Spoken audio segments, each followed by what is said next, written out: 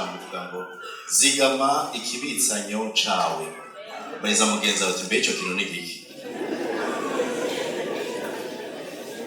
Ico kintu ni giki? Zigama ikibitsanyo cawe. Achonzi. Zigame ico ntazi.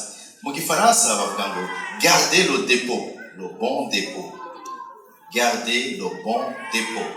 Turasoma muri Timoteyo wa kabiri igice ca mbere umurongo wa 11 gushika ku murongo wa 14 bahadusomere hose. Zigama ikibitsanyo cawe. Ubwo nashiriweho kuba umuvuzi wabwo, intumwa n'umwigisha.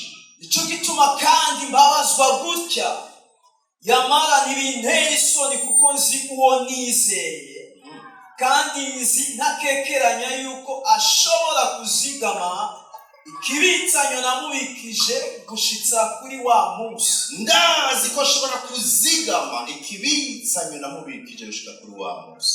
Kumya icitegererezo c'amajambo mazima wanyumvanye mu kwizera mu rukundo rubonerwa muri Kristo Yesu. 14.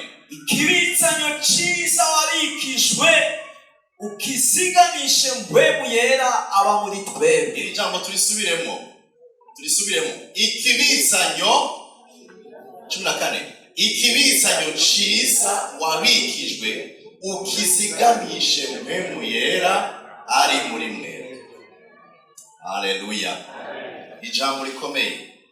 Iri jambo ni cete Paulo yandikiye Timoteyo, cari cete ca kabiri. Ico cete ca kabiri cari cete yamwandikiye ari mu gasho i Roma. Igikorwa ciwe yariko arakirangiza, ariko yari yafashwe ajanwa kufungirwa i Roma.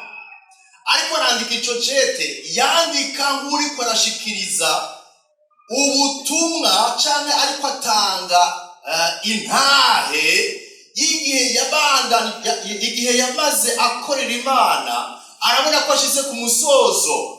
Mu gice ca 4 aravuga yuko azi neza ko atazogaruka. Biboneka yuko umuntu yarazi neza yuko ari iherezo ryiwe. Paulo yarazi ko ari iherezo ryiwe. Yari yafashwe kandi yarazi ko agiye kurangiza. Ariko imbere yo kurangiza yifuje gusigira intahe, gusigira ikintu gikomeye, cibanga rikomeye, asigira la nouvelle génération, urunganwe rushasha rw'abakozi b'Imana. Nk'uriko arasezera, ari ikintu cari kimubakiye ku mutima. Yumva umenga sinogenda ntakivuze, sinogenda ntakigusigiye. Ico naco nico tuza kuganira uno munsi. Yagisubiyemo inshuro zibiri muri aka gace gatonya. Yavuze ngo zigama ikibitsanyo cawe. Zigama ikibitsanyo cawe. Hari kibazo ngaha nabajije mu ntango, mbega ico ni giki? Ikibitsanyo cyari kigizwe n'ibintu nashaka kutuvuga. Ico ikibitsanyo ni giki? Ico kibitsanyo ni giki? Ico mu gifaransa bita le dépôt. Mu gifaransa avuga ngo garde le dépôt, garde le bon dépôt. Zigama ico wabikijwe ikibitsanyo, kuko ico wabikijwe si cawe kugifata uko wigombe, ariko utegerezwa kugifata neza kuko nico wabikijwe. Kandi ko nakibikijwe hageze ko ngenda ndashaka kwigusigira. Nawe nihagera kugenda n'urubyaro rwawe uzurusigire ico kibitsanyo. Urubyaro rwawe nagonze rusigira urubyaro rwabo ico kibitsanyo. Ni ikintu gikomeye ishengero ry'Imana. Ico kibitsanyo ni ikihe? Yakivuze mu ntango aravuga ngo n'ubutumwa bwiza. Haleluya. N'ubutumwa bwiza, la bonne nouvelle, l'évangile. Ariko kandi hariho n'ikindi, ni inyigisho za Kristo. Ikibitsanyo kigizwe n'ibintu bibiri bikomeye. Ushaka wifata mu mutwe cyangwa ukacandika. Kigizwe n'ibintu bibiri, ubutumwa bwiza n'inyigisho za Kristo. Nico gituma Paulo ariko arandikira Abaroma igice ca mbere umurongo wa 16 yaravuze ijambo, aravuga ngo ubutumwa bwiza nibuntera isoni, ngo n'ubushobozi bw'Imana buzanira agakiza uwizera wese, uhereye ku muyuda ukageza ku mugiriki. Haleluya. Ubutumwa bwiza nibuntera isoni kuko biri mu kibitsanyo nabikijwe. Nibuntera isoni kuko ndazwa ubushobozi bw'Imana, si ubushobozi kugira ngo bwiyerekane gusa, ariko n'ubushobozi buzanira agakiza uwizera wese, uhereye ku bayuda ugashira ku banyamahanga n'abagiriki. Abagiriki bari bazi ko abantu b'ubwenge cyane, bakoresha ubwenge, utabazaniye ibintu biri mu raisonnement ntibakumviriza, ariko Pawulo arashinga intayo y'uko ubutumwa bwiza buzanira agakiza n'abanyabwenge. Haleluya. Baiza mugenzi wawe kandi wowe umugiriki ukoresha ubwenge gusa. Ubutumwa bwiza burakudendura mu izina rya Yesu. Haleluya. Yesu bwiwe yaravuze iri jambo Matayo 28:20. Ikindi kigize kibitsanyo si ubutumwa bwiza gusa, hariho n'inyigisho ziwe. Yasize avuze ati Matayo 28:20, mubigishe kwitondera ibyo nabageze byose. Umve ndi kumwe nawe iminsi yose gushitsa ku muhero. Abantu bakunda agace ka nyuma. Ndi kumwe nawe nawe usinziriye, ndi kumwe nawe ntabwo ko Imana kimukora ariko kumusubira ndi kumwe nawe. Ikibazo agace ka nyuma turagakunda benshi, ariko hejuru bavuga ngo Yesu ariko abwira abantu biwe nk'uri ko arabaha ikibitsanyo, arababwira ngo genda mwebwe mubatize mubahindura abigishwa, mugabo mubigishe kwitondera ibyo nabageze bimwe bimwe byose. Ibyo nabageze byose mubigishe kwitondera ibyo nabageze byose. None ikibitsanyo tuko turavuga ngaha ni giki? Ico Paulo yagomba gusigira uwo yareze umupastor akiri jeune, ahamagarirwa gukora igikorwa c'Imana akiri umusore, yabonye ico yomusigira ari kibitsanyo nawe yabikijwe. Ati uzigame cyane ca kibitsanyo kigizwe n'ubutumwa bwiza, kigizwe kandi n'inyigisho za Kristo. Haleluya. Reka rero twinjire nibiki bigize ico kibitsanyo. Ubwa mbere nibiki bigize ubutumwa bwiza? N'ubutumwa mugabo burimo n'inyigisho. Nibiki bigize ubutumwa bwiza? Biraduha gusuzuma niba dufise ikibitsanyo canke ikibitsanyo cacu caratosekaye. Icambere, mu butumwa bwiza turumva yuko Imana yaremye umuntu imukunda. Imana yaremye umuntu imukunda. Ariko kandi icaha catandukanije, yatandukanije umuntu n'Imana. Kandi murazi ko ingero y'icaha ari iki? Urupfu n'umuriro udashira. Imana mu rukundo rwayo yatanze umwana wayo w'ikinege, umwizera wese ntazapfirubi ariko ahabwe ubugingo budashira. Kwizera inyishu Imana yatanze ni igikorwa gikomeye. Imana ntiyaturese gutya, ariko yatanze umwana wayo ngo aze mu gishingano c'abantu bose, umugerako cyangwa umugarukako, uba kuri we icaha kiramukugwako. Ikindi kigize ubutumwa bwiza nuko kwihana no kwizera, uwihana n'uwizera wese ico kiguzi cyatanzwe ari we Yesu araharigwa agacika umwana w'Imana. Gubu ubutumwa bwiza nibisaba ko ufise menshi kuri konti, nibisaba ko wize menshi, ari gupfukamya ukihana ukizera icyo Imana yatanze ku musaraba ariyo nyishu ari we Kristo Yesu. Uraharigwa, uri umukuru, uri umuto, ufise udafise, imbabazi z'Imana zikugira umwana w'Imana. Ngubu ubutumwa bwiza. Ariko kandi ubutumwa bwiza burashikira butubwira ngo ibyo tubigaragarisha mu gikorwa, mu kimenyetso c'umubatizo. Warizeye bigaragaze mu kimenyetso c'umubatizo. Iki kigize ubutumwa bwiza naho bamwe bagisuzugura. Ikindi kigize ubutumwa bwiza nuko Mpwemu Yera aba mu wizeye wese akamufasha kubaho ubuzima buhimbara Imana. Amen. Haleluya. Mpwemu w'Imana aba mu wizeye wese, wihanya akizera. Mpwemu w'Imana aba muri we akamufasha kubaho ubuzima buhimbara Imana. Ikindi kigize ubutumwa bwiza nuko uyo mpwemu nyene umunsi uri izina azoduha kumva ijwi ry'inzamba, aho Yesu azogaruka gutora abamwizeye ngo babane nawe ibihe bidashira. Iki kigize ubutumwa bwiza. Ubuzima bwacu buzoherera hano. Hari umunsi tutazi. Bamwe bahora bavuga ngo ibyo byose nazo bari kuwa Mungu. Ubwo kuwa Mungu hari abakristo benshi bose baba biyejeje. Umuntu ariko aratweza avuze ngo ibyo byose azoza kuwa gatanu. Abantu bari kubarondera aho baje gusambukira.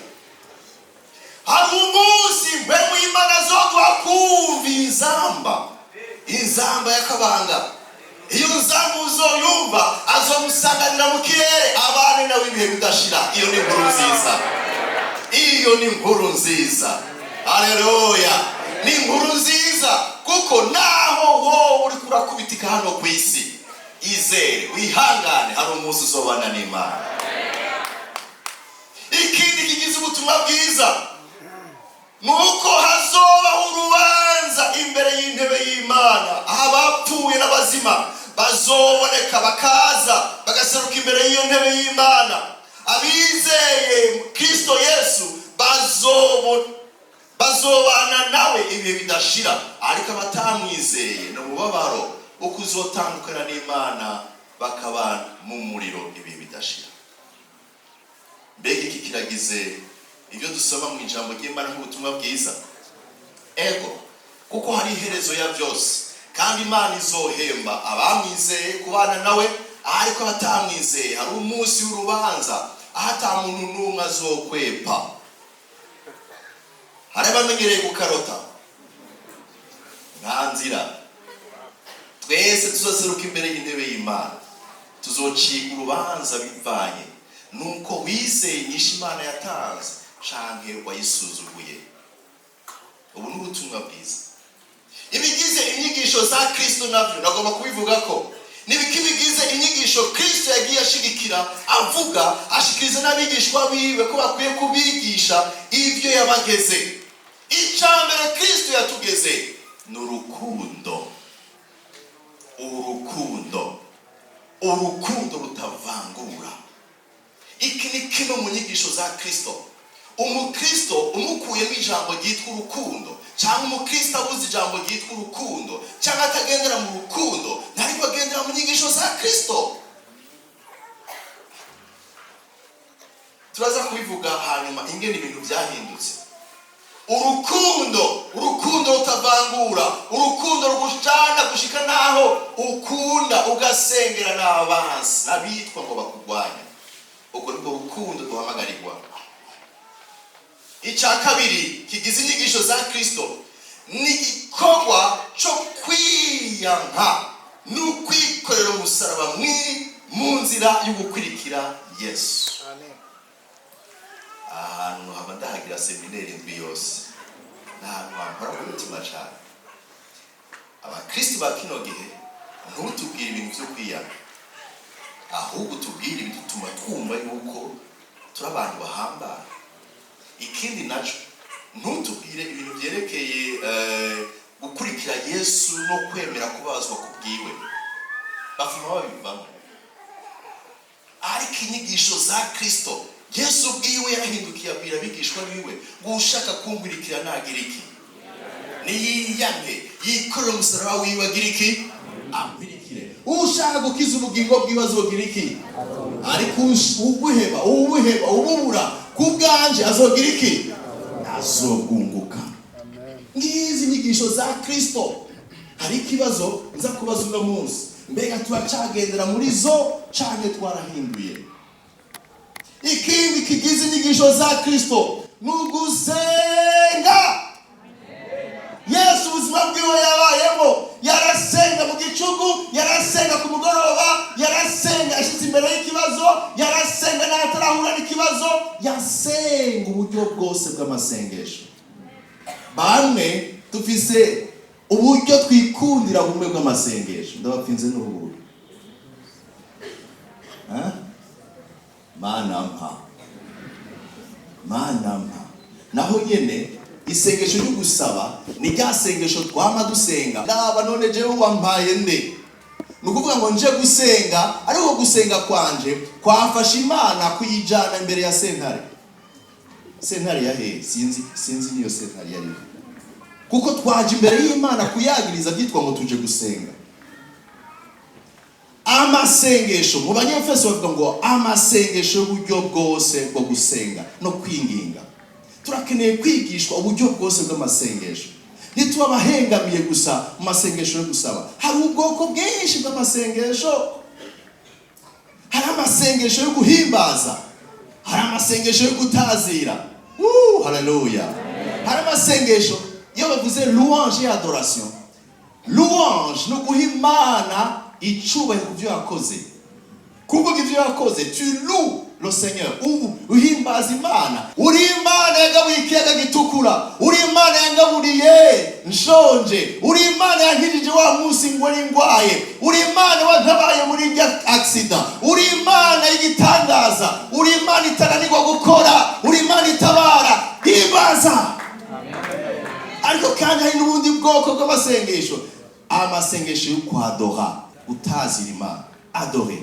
Ayo avuga ici Imana iri, navuga ico yakoze, avuga ici iri.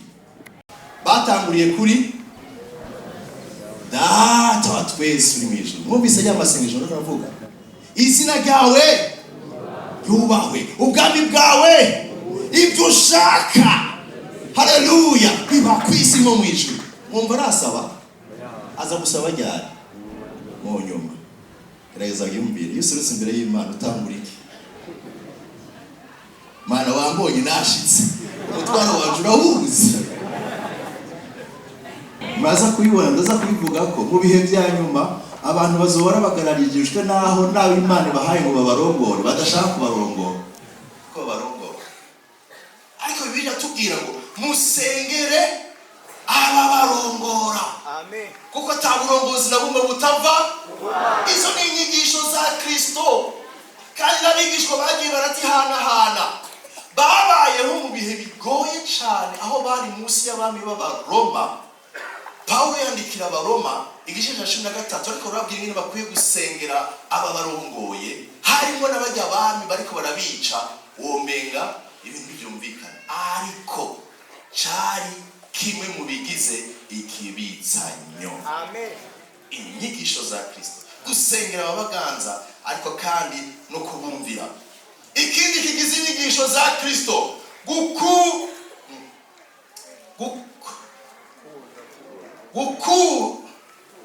gukunda, kubaha uwo mwubakanye no kurera abana mu nzira y'Imana. Amen. Izi zari inyigisho za Kristo. Nico gituma aba Kristo niyo bakwiye cyane. Nashimye abagiye baratubwira bati ndafise umugore mwiza cyane. Haleluya. Amen. Nabwiye madamu waje mbega hajya mwebwe mushamo vuga gute? Haleluya. Mu bihe bya nyuma ingo zizosambuka, ingo nta gaciro ziba zigifise. Kubera iki? Twavuye mu vyigishwa bya Kristo. Tusigara tunabipruva tukanabyemeza biciye mu vyanditswe yuko bidakenewe ko tubana. Ko muranyumva? Kahagarara mu Imana ngiye mu ijambo ry'Imana ngacavuga nti ntibikwiye ko mbana nawe. Kubera iki? Imana yacu ni amahoro. Ngende ndamahoro, nawe ntagende amahoro. Inyigisho za Kristo zatubwira ngo dukwiye gukunda no kubaha uwo mwubakanye no kurera abana mu nzira y'Imana. Amen. Icanyuma natoye ni byinshi ariko ni bimwe mu byo nagenda vuga. Mu nyigisho za Kristo cari kuba icitegererezo, kuba igishinga nta kubaho ubuzima buhesha Imana icubahiro mu ngeso zawe. Ngo bazobamenyera kuvyo bakora, kuvyo bama, atari gusa ivyo berekanye, ahubwo ibiva muri bo. Kwama ni ijambo rikomeye, ni ijambo ryerekana ko ibintu bigaragaye bivuye ahandi hantu hakomeye, bivuye imbere. Bazobamenyera kuvyo bama. Intahe y'ijambo ry'Imana, intahe intumwa zagendana cari kibitsanyo, kuko barababwira ngo mugenda n'ubwenge kubo hanze, mugura umwanya mu Bwiza, mube ibyitegererezo byiza, kugira ngo n'abarondera ibyo babagiriza babe babureko. Kubera iki? Kubera ingeso nziza zikugwa ziva mu nyigisho za Kristo. Ndashaka kuvuga ku kintu cya gatatu, meje kuvuga ibigize ubutumwa bwiza bikuru bikuru, hamwe n'ibigize inyigisho za Kristo bikuru bikuru. Ariko kandi hari uko ngene byahinduwe, uko dusanga ikibitsanyo cyarahinduwe. Birababaje kuko muri ino myaka aho twari twiteze yuko ubutumwa bushishikara kwaguka, bukuzura isi, abantu bakamenya Imana, hariko huzura ibinyoma bitari ibyo mu kibitsanyo.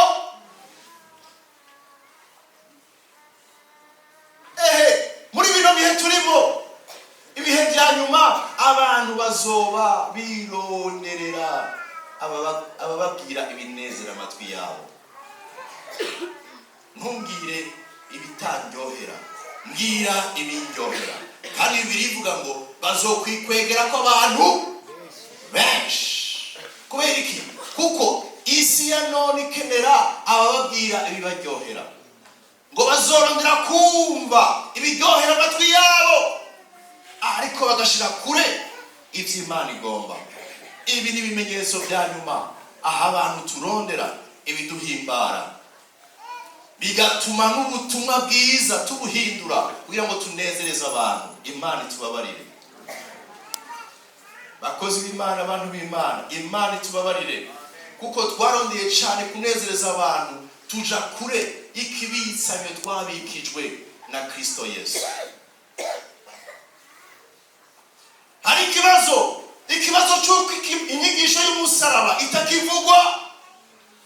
Umusaraba isigaye ari ikimenyetso gusa cyo gushariza, ni decoration, ariko umusaraba cyari igikoresho cyo kwicwa. Ndifuza ko abakristo n'uno munsi iyo babonye umusaraba babona urupfu rwabo. Ndatsitaje bamwe urupfu rwa Kristo, ariko uwo Kristo yapfuye niwe ngaruka akambwira ati nawe rero cyo wikorera, hama bawukumanikeko. Baiza mugenza bati ibi bintu birumvikana cyane birabona. Suzuma inyigisho z'umusaraba ntizikivugwa, zarakuye mu kibitsanyo. Aho kuvuga kwiyanga, tuvuga cyane kwikunda, kuryoherwa, kwinezereza, kuronka. Ariko guheba, gusiga, gutakaza, ivyo ntibikivugwa. Byarahinduwe, ikibitsanyo cyarononekaye. Ariko ndagusaba shengero ry'Imana, ugarukane icubahiro c'ikibitsanyo wabikijwe na Kristo Yesu. Haleluya. Benshi basigaye barondera ikiva mu muntu. Ndamukura mu iki? Ikiva mu muntu, icatanga, hakurondera yuko umuntu yubakwa, akagira ishusho y'iyamuremye, agasa n'Imana. Aho ko umuntu yubakwa imbere, umuntu basigaye bamubwira, bamurondera ko ikimuvamo. Ikibitsanyo twaragihinduye, turondera ibiva mu bantu, aho ko abantu bubakwa ngo base n'iyabaremye, base n'uwabacunguye. Ngiki ngire twononye ikibitsanyo. Uno munsi ubutumwa bwuzuye henshi, n'ubutumwa bukwereka yuko niwagira gutya nawe ucuronka, nawe niwangirira gutya niwampa nanje nzohezagirwa etc. Ariko Yesu niyaje kuvuga, naho ndigera mbona avuga ngo nimwume, naho nigeze ndabibona mbere narakeneye gufungura. Ariko ahawe n'abantu batubatswe bimaze iki? Bimaze iki? Ahawe agafashwa n'abantu ariko atabugingo budashira bafise, bimaze iki? Ntacyo bimaze. Iyi ni ingorane n'ingere twahinduye ikibitsanyo cacu, dushira imbere cyane ibyo abantu batanga kurusha kubaka imitima yabo. Ikindi cyatumye ikibitsanyo gihinduka nuko amashengero n'amadini amwamwe yashize imbere ibyo abarongozi babo bakuru bavuze kubirutisha ijambo ry'Imana rivuga. Ijambo ry'Imana riri clair noir sur blanc, riri mu ndome zisomeka zumvikana, ariko abantu twanezerewe cyane kwakira icyo umurongozi w'idini n'icyo umurongozi akomeye yavuze, ariko ntitwasuzuma muri Bibiliya, dutakaza Bibiliya, dusigaye turaba icyo umurongozi avuga. Umurongozi yaciriweho kugira ngo turongore mu nzira y'icyo Imana ivuga. Iki kibazo abenshi bafise amajambo y'abantu ariko ijambo ry'Imana riri mu mitima yabo. Nico gituma bemereye ibintu bitari byo kwinjira no mw'ishengero, kuko umurongozi yarabyemeye, bica byitwa yuko ni Imana yabyemeye. Ubutumwa bwarahindutse, ikibitsanyo cyarononekaye. Paulo ariko arashikiriza umujeune pasteur Timoteyo, yarumva ko ategerezwa kumubwira ko akwiye kugwanira yuko ikibitsanyo yahawe, le dépôt yahawe na Kristo, intumwa zasigaranye adakwiye kuzonona. Ikindi cyahindutse ni urukundo rusigaye ari mpandaguhe. Ukunda uguha, ukunda ugukunda. Ubutumwa bwarahindutse, aho abantu tuvuga yuko wahezagiwe canke duhezagira canke tugirira neza abatugirira neza, abatugirira nabi nabo duca tubavuma. Bibiliya ivuga ngo mu kanwa kanyu ntihabemwo umuvumo. Hari hakwiye kuba umuhezagiro, ibintu bibiri ntibijana mu kanwa kamwe, ariko twarafosheje, turagerageza uko bishoboye kose umuhezagiro n'umuvumo bikaba bisohoka mu kanwa kacu. Warahinduye ubutumwa. Reka musubire mwiyumvire kuri bwa butumwa bwiza twavuga, bwavuga ngo icaha cyadutandukanije n'Imana. Ariko kubona icaha cyadutandukanije n'Imana ariko tukaba tutakivuga icaha mw'ishengero, bisigura iki? Bisigura iki? Kubona icaha aricyo cyishe kandi aricyo kiro kijana abantu mu mahonero, ariko tukaba twarabujijwe, twanabishize kure yuko nta kibazo, igikuru kazimura umuntu mwiza, kazima ariko icaha birivuga ngo bose bakoze ibyaha ntibashikira ubwiza bw'Imana. Nicyo cyatumye Yesu aza. Iyo navuze icaha abantu baguma mu byaha byabo kandi bikitwa ngo babona ijuru, ariko atajya bazobona. Mu butumwa bwiza harimo ingaruka y'icaha, ariko ndushaka kubivuga ko abantu twumvise mu butumwa bwiza bavuga ngo ukwihana no kwizera bikwiye kuvugwa mu izina rya Kristo, ariko uno munsi ni gake twumva abantu babwira abandi ngo tunganya inzira zawe, ihane, wizere, ugende nk'uko Imana igomba. Ibyo twarabikuye mu butumwa, bisigaye bitakiri mu kibitsanyo, ahubwo tuvuga ngo kuri umuntu mwiza, kuri umuntu ukora neza, ko witanga mu bikorwa binini. Iyo wumva Imana izokugirira neza, n'ijuru urarifise. Ijuru ntiritangwa n'ivyo utanga, ijuru ritangwa no kwihana no kwizera.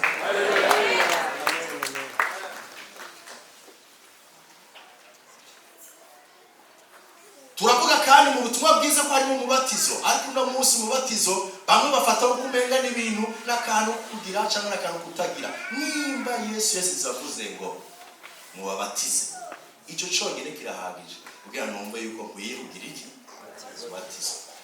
Ntezwe yuko babahamagara bakababwira ati ningo basi mwumvirize, mwige, hanyuma muhitemo gukora ikintu mwacumvise. Uno munsi ntitukivuga igikorwa cya Mpwemu W'Imana, turi mu bwenge cyane, turi mu migambi n'amaproje n'ubwenge, ariko igikorwa cya Mpwemu twaramuzimije, kandi uko dushishikara tumuzimya niko nawe yinumira. Ca wiyumvira ishengero cyangwa umukristo Mpwemu w'Imana atakivuga muri we, bimeze bite?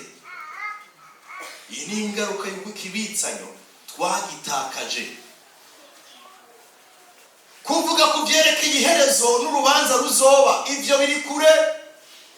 Nk'uko umenga tuzokwiyamira hano ku isi, bamwe tuvuga ngo narashitse. Nimenata, nashitse. Umuntu nk'uyo ubwira uzimubwire ngo hari ahandi kandi hariho n'urubanza, akubwira ati uracashonje. Icyo gituma bamwe baca baheba kubuvuga, ariko ikiri mu butumwa bwiza nuko twese tuzaseruka imbere y'intebe y'Imana. Biba byiza yuko utarindira ngo uzafise imiryango myinshi izosigaye iransengera, bazontangira amaroketi inshuro zingahe amazote mashikeyo, naho bigoye. Utegurira ubuzima ukiri hano hahandi. Mu nyigisho za Kristo ivyerekeye urukundo tubivuga ukundi, ivyerekeye kwiyama ntidushaka kubyumva, ivyerekeye ukumvira abaganza tubona kumenga batujanye mu by'isi, kandi ari icyo Imana idusaba. Ivyerekeye gukundana hagati y'abubakanye nabivuze ko byahindutse. Ikitavuzwe cyo no kurondera ingeso ko zihinduka mu dushingire nta Imana. Ndashaka kuvuga ku ngaruka, ikintu cya kane, ingaruka mbi yo gutakaza ikibitsanyo. Simvuga nyinshi. Ingaruka ya mbere nuko iyo utagifise ikibitsanyo, cyangwa iyo wumvise ubutumwa budakwiye, cyangwa igihe wahawe ikibitsanyo cononekaye, cononekaye, ubaho ukwizera atari byo. Kubwo kwizera ubaho kubwo kwizera ibitari byo, utandukana n'Imana mu yandi majambo. Kubera iki? Kuko ubaho ubuzima buvanye n'ibyo wizeye. Ndabaha akarorero. Ico ubayemo igihe kirekire ugiye kugisuzuma kivana n'icizerwa ufise kuri ico kintu. Niba hari ubuzima ubayemo bigaragaza ico wizera, kuko ico wizera kigaragarira mu kungene ubaho. Amen.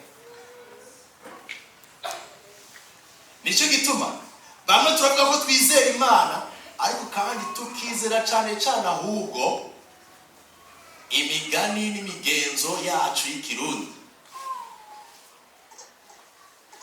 Ndabaha akarorero. Mwijoro igihuna coza kwidirisha ryawe, ucugira iki? Ucusenga. Okay, musenze. Ucusenga kubera iki? Ucusenga amasengesho yo guhimbaza Imana. Amasengesho y'iki? Sa?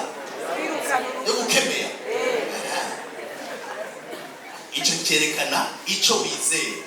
Mugihe icyo kintu sidakibona muri Bibiliya, ndakibona mu migenzo. Mu migenzo bavuga ngo kiratara. Gitara urupfu. Nitsina ka Yesu ndaduga urupfu rwose. Ninde yakubwiye ku rupfu? Urabuze igikoko Imana yaremye ho kivuga. Urakibuza kuvuga. Ushaka ivuye gusa ku murango, naho nyine nicegeye ku rugo rwawe. Ikibazo igicerekana icyo twizera. Tugabo twizera Imana mwizera gasho n'umusenzi, ariko ugiye kuraba neza hariho imigenzo twizera cyane kurusha ijambo ry'Imana.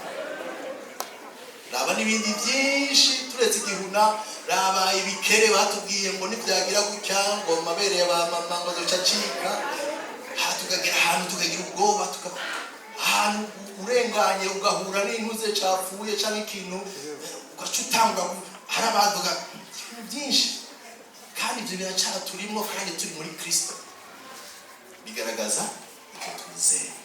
Iyo ikibitsanyo wakiriye kitari cyo, sibyo?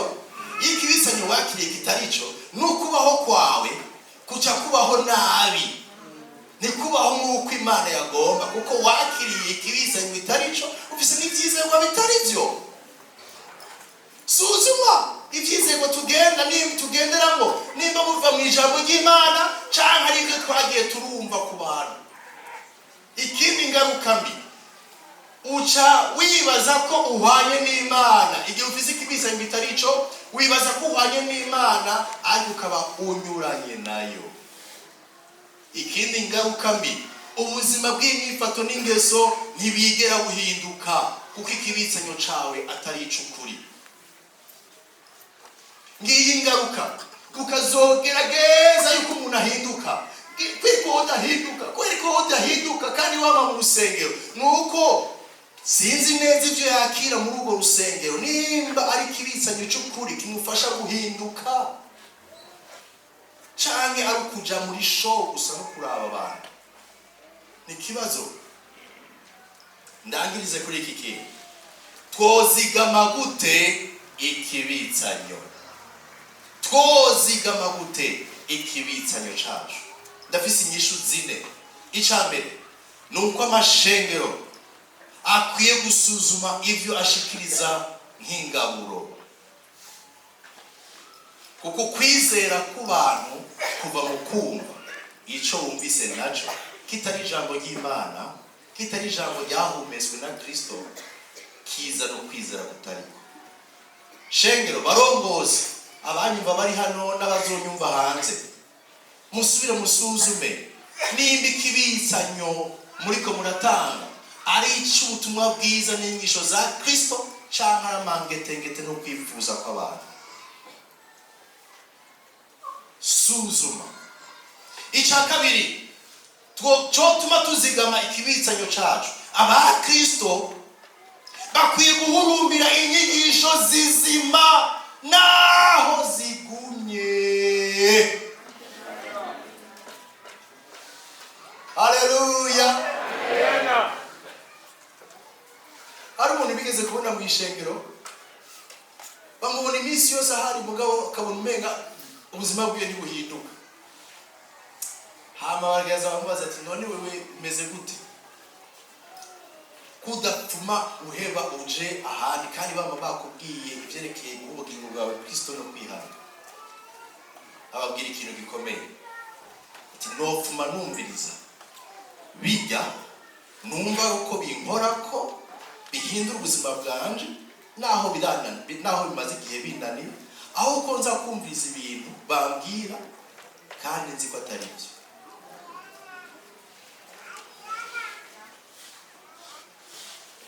Ibyo si benshi babifata, si benshi babibona. Nicyo gituma nariko ndahimiriza aba Kristo, muhurumbire inyigisho zizima naho zoba zigumye, zitonezereze ivyipfuzo by'imibiri yanyu.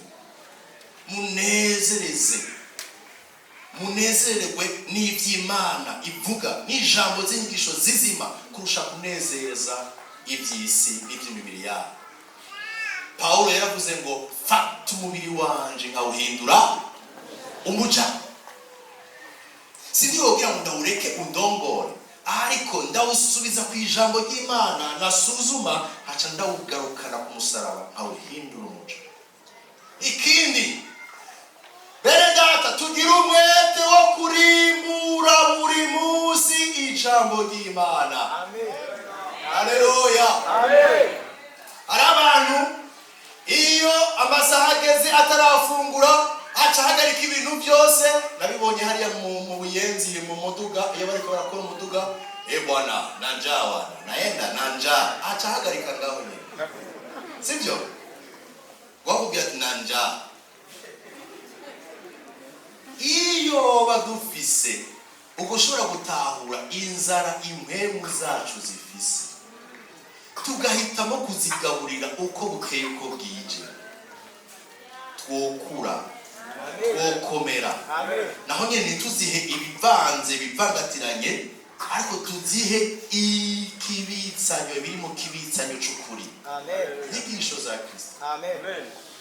Abenshi bibaza ko uguhinduka n'ibitangaza Imana ikora bizokoroka gutya, ariko biraca no mu buzima bwo kunywana n'Imana uko bukeye uko bwije. Soma, serangura, rimbura ijambo ry'Imana.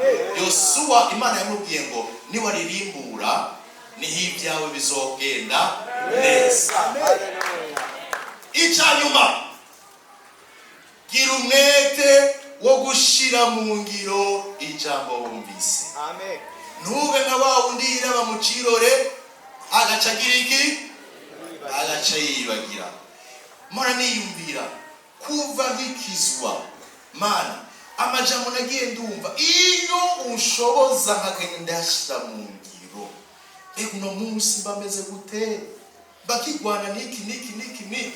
Bene data nimuze tugira umwete wo gushira mu ngiro ijambo ryose wumvise rivuye ku Mana. Turishire mu ngiro, niho tuzoba turiko turazigama ikibitsanyo twahawe. Imana ibahe.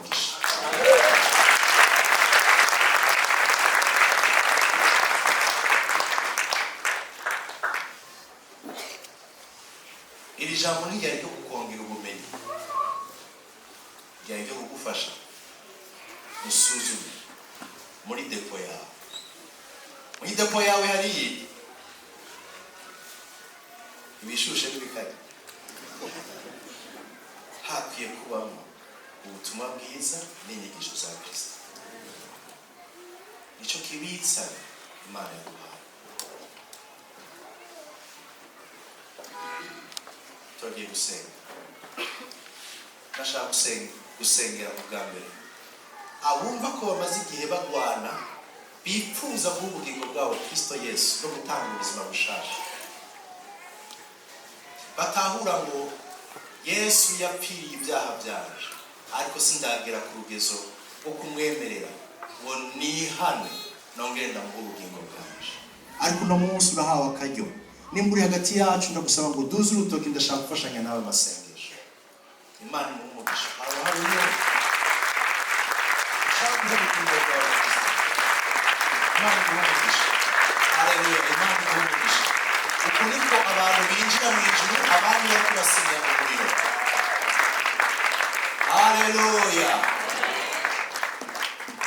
Haleluya. Hoba hari uyundi ndaba ntabo. Imana imumugisha. Haleluya. Mama Imana imumugisha. Haleluya. Tubakomere amashyi tubasabe bahaguruke baze hano imbere. Ariho zitangaje umara sabashimeshi ariko zitangaje umara solo kubiza niwame ramama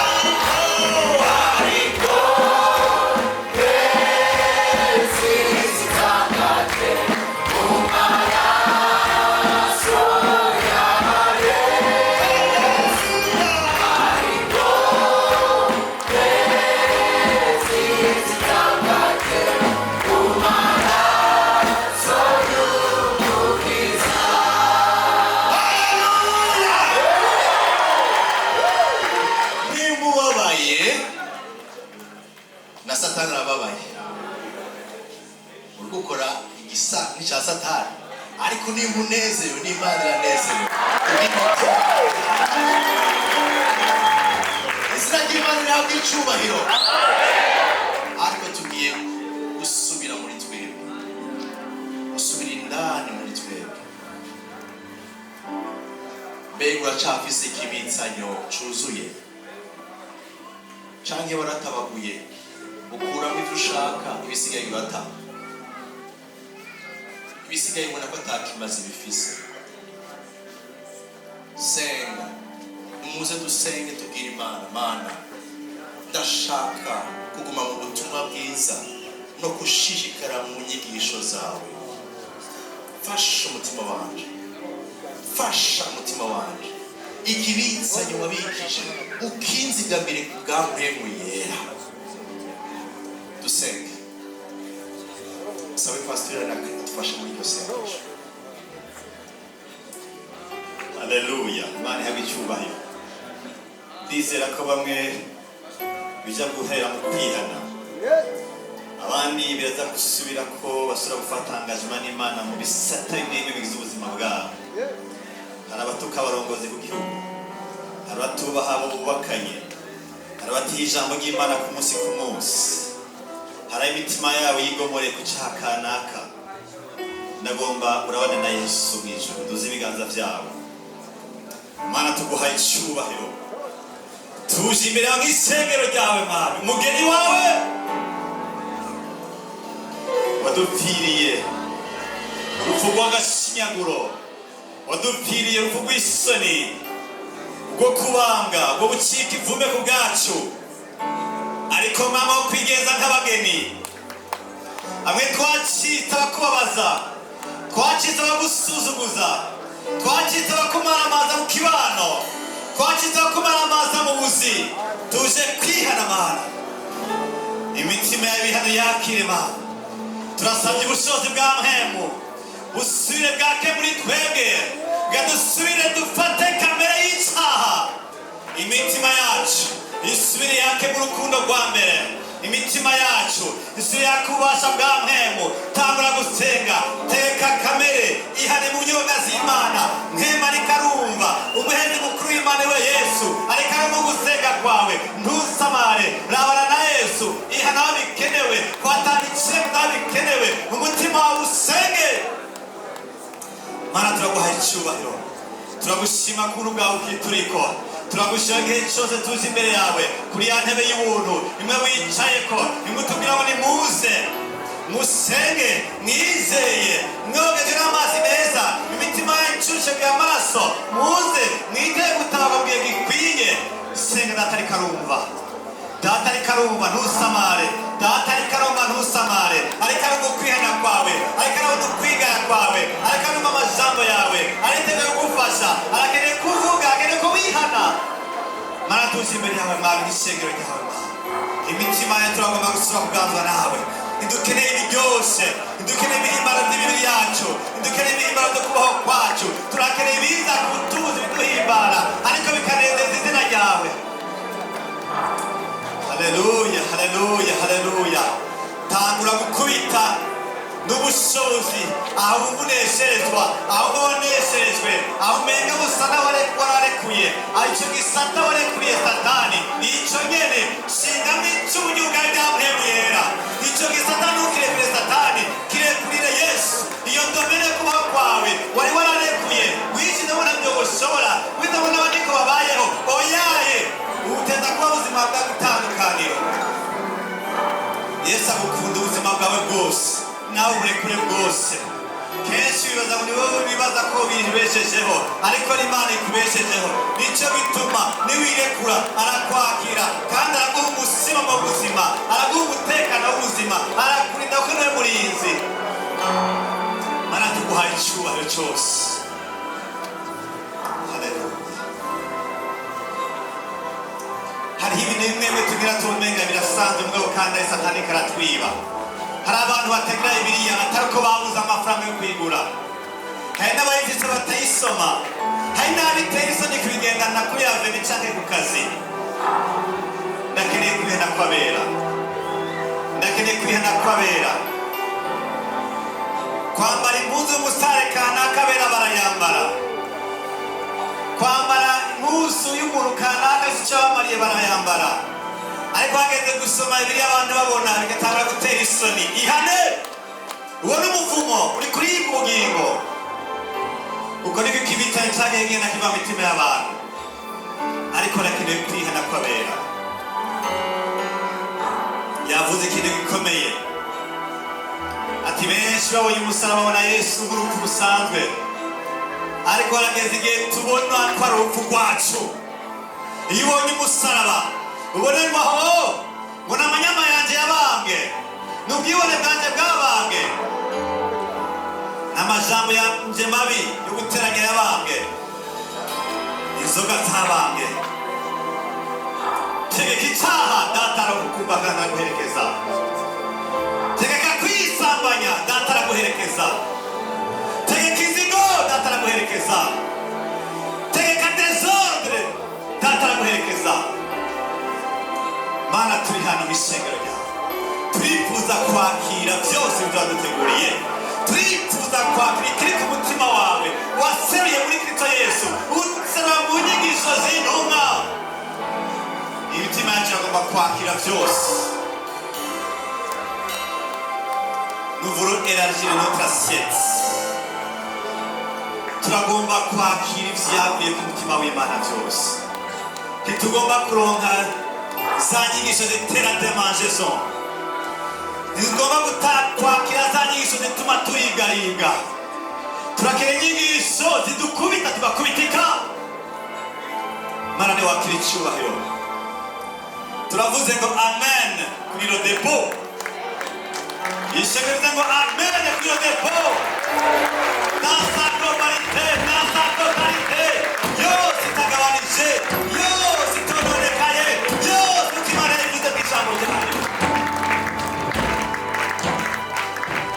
Ukaba uzi ko hari umuntu uhora utuka umurongozi mu gihugu, wo mu muryango canke kw'ishengero, utanga kumuhezagira mw'isengesho. Mana, tuguha iciro cyose. Turagushimiye ko Imana igira neza. Turagushimiye ubuntu bwawe uregeze ijambo ryawe, kandi muri nyuma y'ijambo ryawe ushigwe hejuru ku ijambo ryawe. Turagukomeye amashyi menshi cyane ku ijambo, kandi imitima yacu turagenda imbere yawe uduhe kugendera muri iryo jambo.